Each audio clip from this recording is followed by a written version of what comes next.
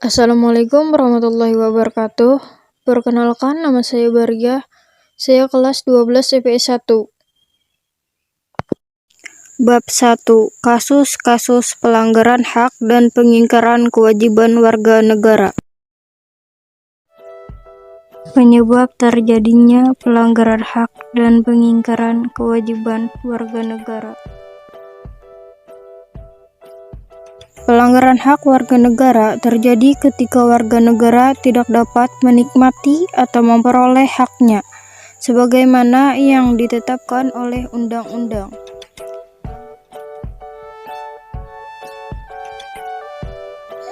Pelanggaran hak warga negara merupakan akibat dari adanya pelalaian atau pengingkaran terhadap kewajiban baik yang dilakukan oleh pemerintah maupun oleh warga negara sendiri. Pelanggaran hak dan pengingkaran kewajiban warga negara diantaranya disebabkan oleh faktor-faktor berikut ini. Yang pertama, sikap egois atau terlalu mementingkan diri sendiri. Sikap ini akan menyebabkan seseorang akan selalu menuntut haknya, sementara kewajibannya sering diabaikan.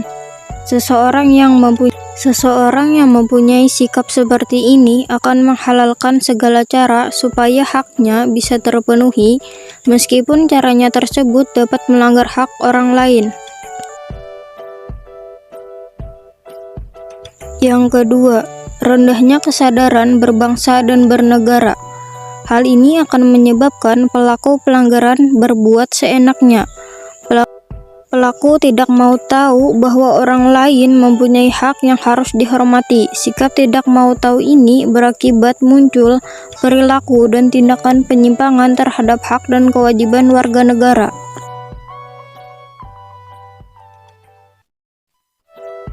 Yang ketiga, sikap tidak toleran. Sikap ini akan menyebabkan munculnya saling tidak menghargai dan tidak menghormati atas kedudukan atau keberadaan orang lain.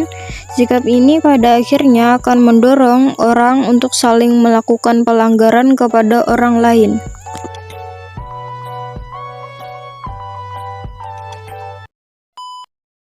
Yang keempat, penyalahgunaan kekuasaan.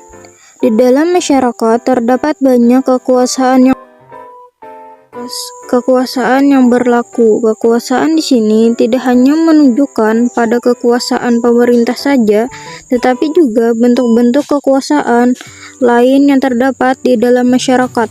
Salah satu contohnya adalah para pengusaha yang tidak memperdulikan hak-hak buruhnya, jelas melanggar hak warga negara.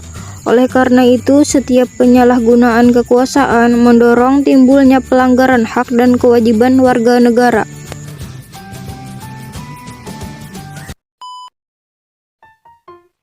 Yang kelima, ketidaktegasan aparat penegak hukum.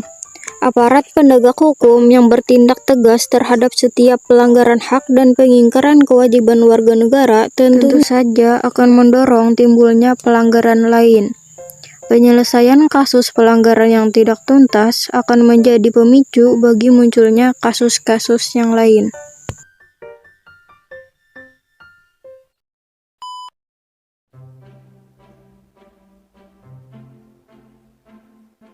Yang keenam, penyalahgunaan teknologi. Kemajuan teknologi dapat memberikan pengaruh yang positif, tetapi juga dapat memberikan pengaruh yang negatif. Bahkan dapat memicu timbulnya kejahatan. Kita sering mendengar bahwa terjadinya kasus penculikan yang berawal dari pertemanan dalam jejaring sosial. Kasus tersebut membuktikan bahwa apabila kemajuan teknologi tidak dimanfaatkan sesuai dengan aturan yang berlaku, akan menjadi penyebab timbulnya pelanggaran hak warga negara. Kasus pelanggaran hak warga negara. Pelanggaran terhadap warga negara bisa kita lihat dari kondisi saat ini yang terjadi, misalnya sebagai berikut. Yang pertama, proses penegakan hukum masih belum optimal dilakukan.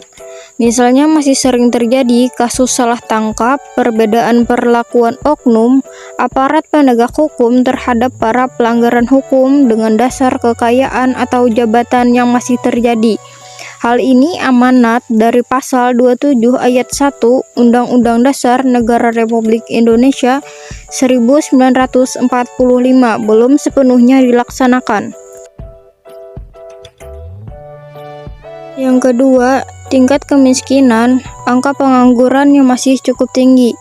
Padahal Pasal 27 Ayat 2 Undang-Undang Dasar Negara Republik Indonesia 1945 mengamanatkan bahwa tiap-tiap negara berhak atas pekerjaan dan penghidupan yang layak bagi kemanusiaan.